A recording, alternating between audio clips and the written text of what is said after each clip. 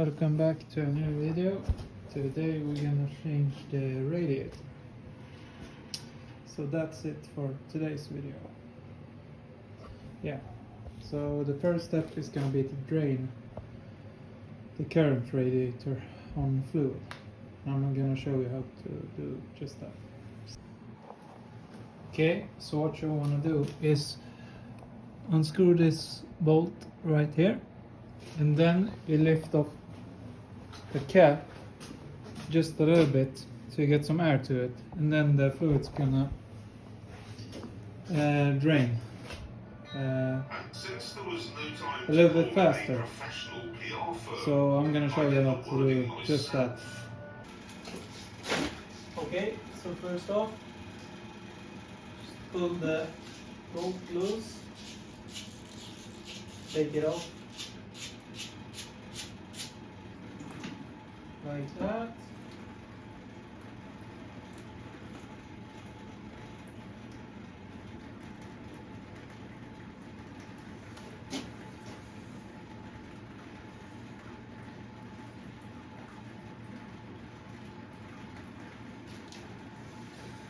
Put that aside.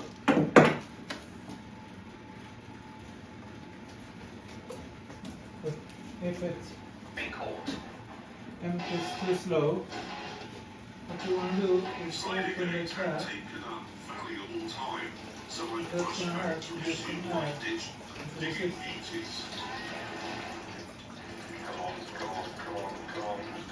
So remove the cap on the radiator to get some more flow into the system. That's how you empty it. So let it sit for a little while, just to make sure you get every drop out of the system. And then we're gonna start removing some hose on the radiator. Yeah, so that's the next step. Okay, so you removed the reservoir, which was just sitting with the two bolts on the side of the radiator, and you had this hose underneath the reservoir and this on top. And then before you continue, so make sure you put the drain bolt back, so when you install the new radiator, it doesn't the new fluid doesn't run out on the floor, whatever fluid you use, coolant or yeah. So we're gonna continue to remove this hose right here, and then one on the other side, and then we're gonna remove the radiator and put a new one in, because this one is broken. Yeah, so let's continue. Okay, so we're gonna continue with this hose, but before we start with that, we're gonna make sure to put the drain bolt back. So just put like that by hand. I don't know if it's like 9.8 Newton-meters, but anyways, then we're gonna start by removing that with the right socket.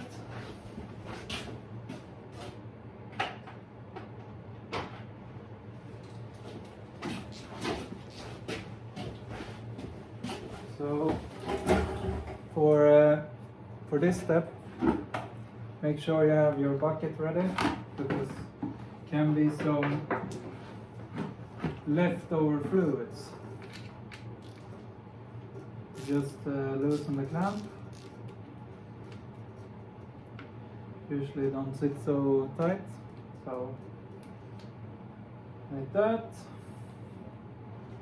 Put it down a bit, makes it easier when you install the new one, and then wiggle it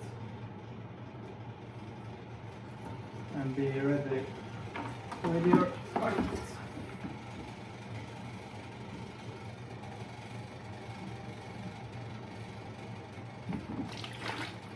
Like that, and leftover fluids. and then we're gonna go on to the other side. Yeah, so for the other side, I just put the wire harness to the side so it isn't in the way, and then we're gonna remove this hose right here.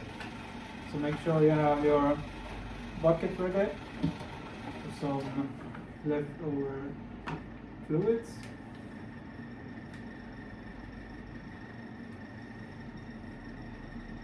And just like that, put the pan back, makes it easier when installing process. And then just like the other side, wiggle it.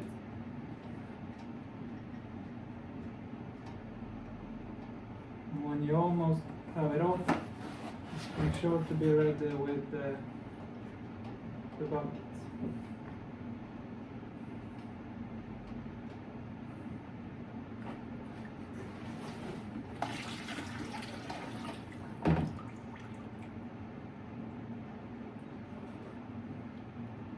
So just like that.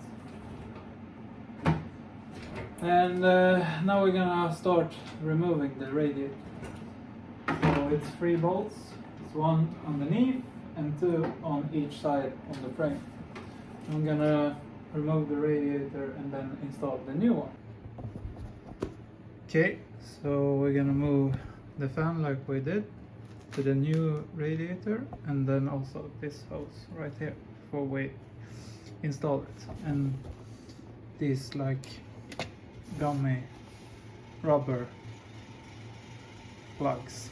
Yeah, so that's the next step before we install the radiator. Yes. Okay, so you have installed the new radiator with the fan on, the 3 bolts on each side of the frame. You have 2 on the upper side and then 1 beneath or under. So and then you have connected the fan.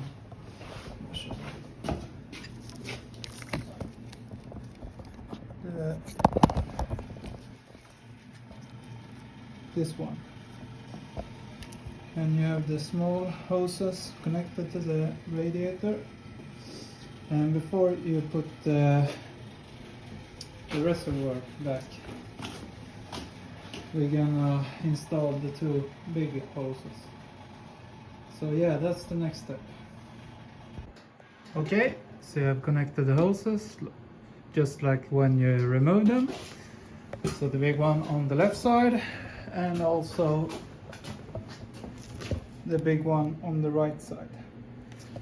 So the final step before you fill up the radiator with the coolant or whatever you use, we're gonna install the reservoir and connect the upper and the lower hose for that one.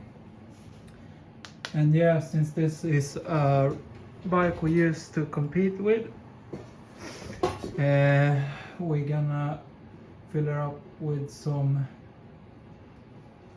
battery water, and we have like a thing additional to that because we can't use normal coolant on a race bike.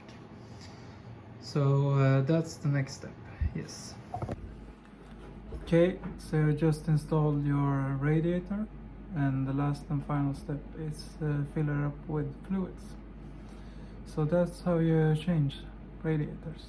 So see you in the next video. Thanks for watching.